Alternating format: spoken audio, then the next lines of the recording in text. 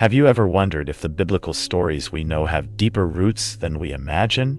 What if the accounts, such as the creation of the world and Noah's Ark, were inspired by much older cultures? What are the implications of the similarities between the biblical flood and ancient Mesopotamian myths? Could the story of Adam and Eve, along with the serpent, have direct precursors in ancient texts?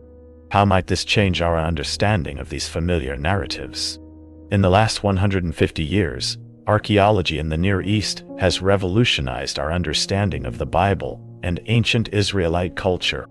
Today, we know that many accounts in Genesis, such as the creation of the world and Noah's Ark, have their origins in Sumerian, Assyrian, Babylonian, and Canaanite versions of these stories. The similarities between the flood in Genesis and the Mesopotamian myths, like the Eridu Genesis, Atrahasis, and the Epic of Gilgamesh, are remarkable, indicating the influence of Mesopotamian literary heritage on biblical scribes. But what more can we discover by exploring these connections? Let's embark on a journey to uncover the deep connections between biblical narratives and the ancient cultural traditions of Mesopotamia and Canaan. Prepare to discover mysteries, scandals, and surprising revelations about biblical stories and their true origins. Every detail is crucial, as what lies ahead may transform your understanding of these millennia-old accounts. Are you ready for this journey of discovery? Imagine a time when the gods decided to send a devastating flood to cleanse the earth. In the Epic of Gilgamesh, we meet Utnapishtim, a hero who, under the gods' command, builds a great ark to save his family and animals. This narrative is strikingly similar to the story of Noah in the Bible, when Noah receives divine instructions to build an ark and preserve life. The Sumerian version of the flood, known as the Eridu Genesis, features Yusudra, the Sumerian equivalent of Noah, who is saved from the flood by divine intervention. These stories share not only the theme of a great flood, but also specific details such as the construction of an ark, the selection of animals to be saved, and the final survival on a high place. Is this a coincidence, or is there a deeper connection between these narratives? The influence of these ancient narratives on the biblical account is clear, leading us to reconsider the originality of the stories in Genesis. But why are these similarities so significant? The answer lies in the rich cultural and literary tapestry of ancient Mesopotamia, a region that was a melting pot of civilizations and ideas, where stories and myths circulated and influenced each other. Isn't it fascinating to think that the biblical scribes, living in such a vibrant cultural context, adapted and incorporated elements of these myths into their own narratives? In the Epic of Gilgamesh, the gods send the flood because humanity had become noisy and disruptive, reflecting a view of the divine as entities that directly interact with the human world. On the other hand, the biblical account of the flood attributes the cause to humanity's moral corruption, offering a narrative focused on ethical and spiritual issues. What do these differences tell us about the cultures that created these stories? Another point of convergence is the reward for the flood survivors. Utnapishtim, after surviving, receives immortality from the gods, while Noah, in the biblical account, receives God's promise never to destroy the earth with a flood again, symbolized by the rainbow. This promise reinforces the covenant between God and humanity, highlighting divine trust in humanity's ability to start anew. How do these rewards reflect the different worldviews of these cultures? And what about the social and political implications of these stories? In the Mesopotamian context, flood myths may have served to legitimize the authority of kings, who were seen as intermediaries between the gods and humans. In the biblical tradition, the covenant between God and Noah can be seen as a foundation for ethics and morality in Israelite society. What other functions might these myths have played in their respective cultures? Let's now journey to the Garden of Eden, where the story of Adam and Eve unfolds. This well-known narrative has its roots in much older Mesopotamian myths. A fascinating example is the Sumerian myth of Enki and Ninhursag, which tells the story of the land of Dilmun, a paradise where there was no sickness or death. Can you imagine such a place? Much like the biblical account, the Sumerian myth describes a pure and prosperous land where gods walk and interact with humans. Enki, the god of wisdom and waters, brings life and fertility to the land of Dilmun, making it habitable and flourishing. This myth mirrors the creation of the Garden of Eden and highlights the importance of water as a source of life and prosperity. But what more can these myths reveal about the stories we know? Another point of convergence is the story of Adapa, a character who, like Adam, is created by a god, Enki, and faces a temptation involving divine food. Adapa is tricked into refusing the food that would grant him immortality, while Adam and Eve are tempted to eat the fruit of knowledge. These stories show how themes of creation, temptation, and fall were common in Near Eastern literature. Did these narratives directly influence the biblical writers? The Yahwist writer, one of the identified sources in the composition of the Pentateuch, incorporated these elements into his narrative, adapting them to reflect Israelite theology and worldview. Additionally, the figure of Eve, the first woman, has resonances in other creation myths. In many ancient cultures, the creation of woman is linked to elements of healing, fertility, and life. How do these representations influence our understanding of Eve? In Greek mythology, for instance, Pandora, the first woman, is created by Zeus as a poisoned gift to humanity. She opens a jar that releases all evils into the world except hope. Like Eve, Pandora is associated with curiosity and the consequences it brings to humanity. What do these stories tell us about the view of women in these ancient cultures? The parallels between Eve and female figures in other myths highlight a recurring theme: female curiosity as a catalyst for transformation. This theme, though often interpreted negatively, can also be seen as a metaphor for human knowledge and evolution. The curiosity of Eve and Pandora not only brings misfortune, but also promotes an essential change in the human state, moving humanity from ignorance to awareness and from paradise to the real world. Isn't it intriguing to think about how these stories have shaped our view of humanity? And how have these stories of creation and temptation influenced social norms and religious practices? In many cultures, the disobedience of female figures is used to justify the subordination of women. However, we can also see these narratives as reflections on the human quest for knowledge and the complexity of relationships between men and women. How have these stories shaped gender expectations and social roles in ancient societies? The Garden of Eden, with its trees of life and knowledge, also finds parallels in other Near Eastern myths. In the myth of Enki and Ninhursag, the paradise of Dilmun is a fertile and blessed land, much like Eden. Sacred trees are a common motif in Mesopotamian art and literature, symbolizing life, wisdom, and divine order.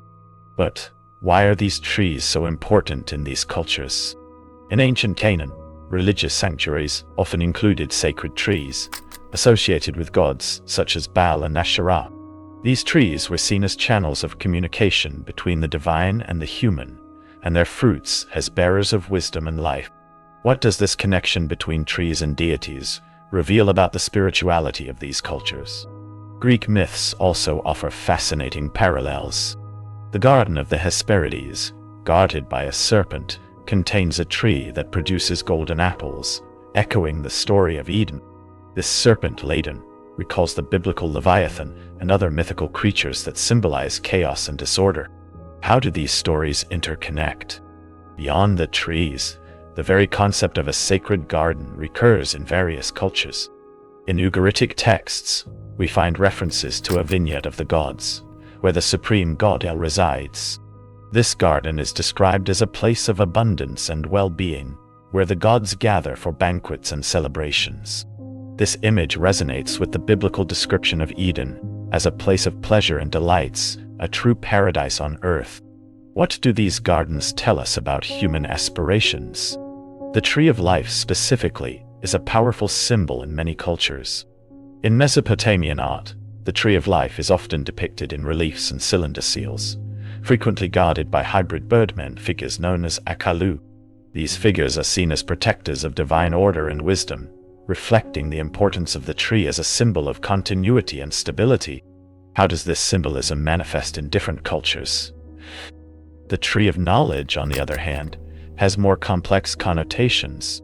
While the tree of life is a positive symbol of immortality and divine blessing, the tree of knowledge is associated with disobedience and the pursuit of the forbidden. This contrast highlights the duality of the human condition, divided between the aspiration to immortality and the temptation of forbidden knowledge. How does this duality impact our understanding of the story of Adam and Eve? And how did these sacred gardens and trees influence sacred spaces and religious architecture in ancient societies? In many cultures, temples and sanctuaries were designed to mimic these sacred gardens, creating spaces for the divine and human to meet. How did these physical representations of myths influence religious practices and spiritual experiences? The figure of the serpent in the Garden of Eden symbolizes chaos and disorder, a motif present in many ancient cultures. In the Epic of Gilgamesh, a serpent steals the plant of immortality, depriving Gilgamesh of eternal life. In Canaanite mythology, the serpent Lotan represents the chaos that the gods must subdue to maintain order. Why is the serpent so frequently associated with chaos? The presence of the serpent in Eden can be seen as a representation of the primordial chaos that Yahweh seeks to control. Even in the Garden of Eden, a symbol of divine order, chaos infiltrates, bringing disorder and change. This theme of the struggle against chaos is central to Near Eastern theology and is reflected in the biblical narrative. What does this struggle against chaos reveal about the worldview of these cultures? In many cultures, the serpent is associated with both wisdom and danger. In ancient Greece, the serpent is a symbol of Asclepius, the god of medicine, representing healing and renewal. In Egypt, the serpent is an ambiguous figure, associated both with the goddess Wadjet, protector of the pharaohs, and Apophis, the personification of chaos threatening cosmic order. How does this duality of the serpent manifest in different cultures? In the biblical context, the serpent is a cunning and manipulative figure that deceives Eve and Adam, leading them to eat the forbidden fruit. This narrative can be seen as a representation of the struggle between order and chaos, with the serpent symbolizing destructive forces that challenge divine authority.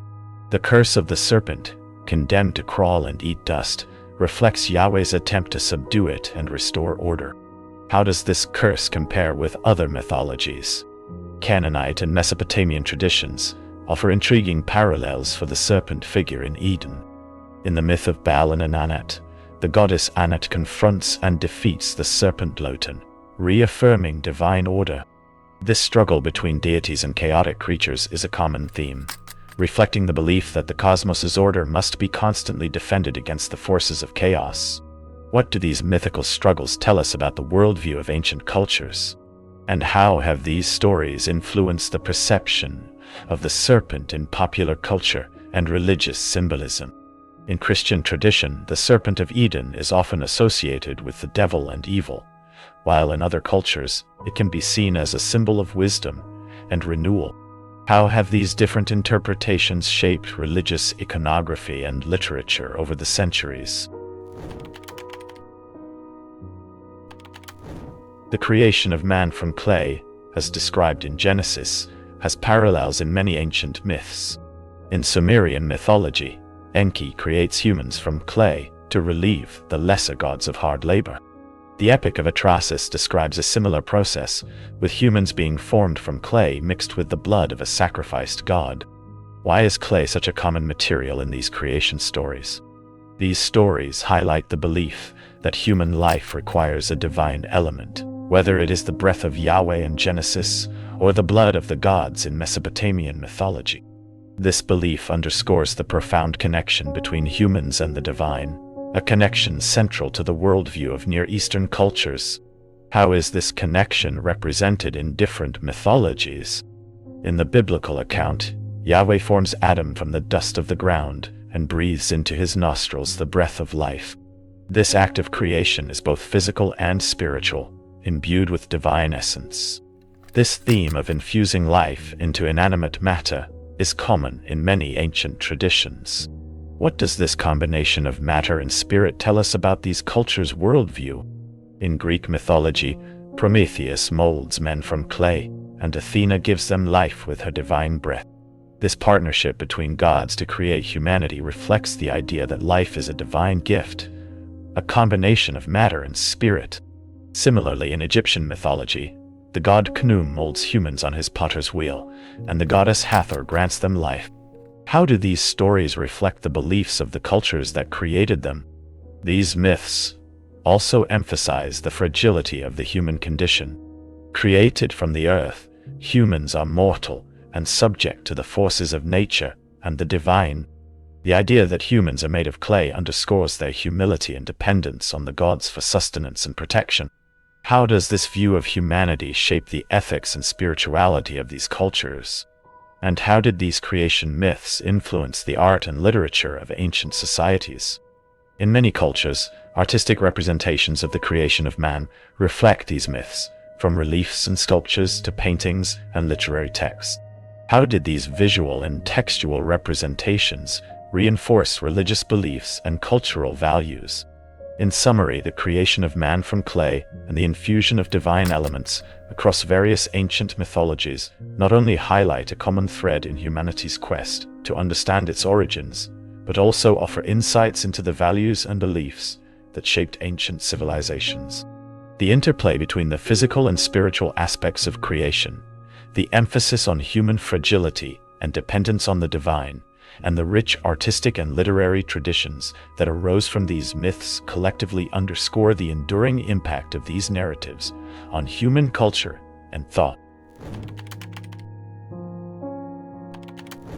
Beyond the trees of life and knowledge in Eden, many ancient cultures revered trees as symbols of life, wisdom, and divine connection.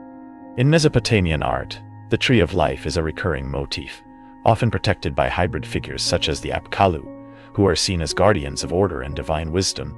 Why are trees such powerful symbols in so many cultures? In ancient Canaan, sacred trees were often associated with fertility and earth deities. The goddess Asherah, for example, was often worshipped in open-air sanctuaries near trees or sacred poles. These trees were seen as symbols of life and nourishment, connecting the human world to the divine. How did this connection influence the spirituality and rituals of these cultures? Greek myths also valued sacred trees. The Garden of the Hesperides, guarded by a serpent and containing a tree that produced golden fruit, is a clear example. This garden is a place of immortality and wisdom, similar to the biblical Eden. What do these sacred gardens tell us about the spiritual aspirations of these cultures? The presence of sacred trees in so many ancient cultures suggests a shared understanding that trees were powerful symbols of life and wisdom. They were seen as points of connection between heaven and earth, the divine and the human. In Eden, the tree of life represents immortality and divine blessing, while the tree of knowledge symbolizes the human quest for wisdom and self-awareness. How do these trees reflect the duality of the human condition? And how did these sacred trees influence the architecture and design of temples and sanctuaries in ancient societies? In many cases, sacred spaces were built around trees or designed to imitate sacred gardens, creating an environment conducive to meditation and worship. How did these physical representations of myths influence religious practices and spiritual experience? In many ancient traditions, female deities play a crucial role in the creation and maintenance of life. In Sumerian mythology, the goddess Ninhursag is a maternal figure who helps shape the earth and create life. In Greek mythology, Gaia, the earth, is the mother of all living beings, while in other cultures, goddesses like Isis in Egypt are seen as protectors and nurturers. How did these female deities shape the worldview of these cultures? In the biblical narrative, the presence of a female figure, like Eve, underscores the importance of the feminine in the creation and maintenance of life. Although Eve is often viewed negatively due to her disobedience, she is also the mother of all living beings, a central figure in the continuity of humanity. How does this duality of Eve reflect the complexities of femininity in antiquity? The creation of Eve from Adam's rib can be interpreted in various ways. Some see it as a symbol of the interdependence between men and women, while others interpret it as an affirmation of the importance of the feminine in the divine order. The figure of Eve, with all her complexities, reflects the multifaceted view of femininity in antiquity. How do these interpretations influence our understanding of the biblical narrative? And how did these female deities influence artistic and literary representations in ancient societies? In many cultures, goddesses were depicted in works of art and literature as figures of power, wisdom, and nourishment. How did these representations shape the perception of femininity and the role of women in ancient societies? The figure of the serpent in Eden, as previously mentioned, symbolizes chaos and transformation. In many cultures, the serpent is seen as a figure of wisdom and rebirth. In Egyptian mythology, the Uraeus serpent is a symbol of protection and royal power. In Greek myth, the serpent guarding the garden of the Hesperides is a protector of sacred knowledge. How does this duality of the serpent manifest in different cultures? In the biblical context, the serpent is a figure of temptation and deceit. It leads Eve to question the divine order and seek forbidden knowledge. This narrative can be seen as a metaphor for human curiosity and the quest for wisdom, which often challenges established norms and leads to transformation. How does this quest for knowledge shape the biblical narrative and its interpretation? The curse of the serpent, condemned to crawl and eat dust, can be seen as an effort by Yahweh to subjugate it and restore order. However, the serpent remains a powerful symbol of transformation and change, a reminder that chaos and order are intrinsically linked. How does this duality impact our understanding of the Eden narrative? And how did this serpent symbolism influence religious practices and iconography in ancient societies? In many cultures, the serpent was revered as a symbol of wisdom and renewal, while in others, it was seen as a symbol of evil and chaos. How did these different interpretations shape religious iconography and literature over the centuries? Exploring ancient myths and their connections to biblical accounts reveals how the narratives that shape our understanding of the world are interconnected. The stories of Genesis did not arise in a vacuum, but are part of a rich tapestry of myths and beliefs that have spanned millennia and cultures. How do these connections transform our view of the Bible and human history? If you are interested in exploring more about spirituality, check out our video on the true origin of humanity according to Hyperborean wisdom. Don't forget to subscribe to the channel to continue this journey of self-discovery and spiritual learning. Your commitment to knowledge is the first step to transforming your reality.